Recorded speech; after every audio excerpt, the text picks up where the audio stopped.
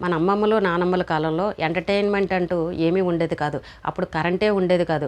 Good లైట్లు పెట్టుకుని దీపాలు పెట్టుకుని ఉండేవాళ్ళు. ఈ టీవీలు ఫోన్లు అస్సలు ఉండేవి కాదు. మగవాళ్ళు ఉద్యోగాలకి పనులకి వెళ్ళారు అని అంటే పొద్దుగూకుతుంది అని అనేసరికి ఇంట్లోనే ఉండేవారంట. భార్యే ఎంటర్టైన్మెంట్ అంట.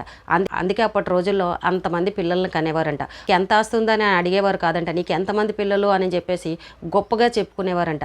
కానీ ఈ కాలంలో మగవాళ్ళు ఉద్యోగాలకు వెళ్ళి సాయంత్రం అయ్యేసరికి పాన్ డబ్బాల దగ్గర నిలబడ్డాలు, చాయ్ బండి ఇరానీ ఛాయల దగ్గర నిలబడ్డాలు, హోటల్స్ దగ్గర గ్రూపులు నిలబడ్డాలు, ఫ్రెండ్స్తో ఎంజాయ్ చేయడాలు, బయటికి వెళ్ళిపోవడాలు ఇలాంటివన్నీ చేస్తూ ఉన్నారు. భార్య పిల్లలతోటి టైంని స్పెండ్ చేయలేకపోతున్నారు. అందుకే ఇంట్లో ఎక్కువగా తగాదాలు వస్తూ ఉన్నాయి.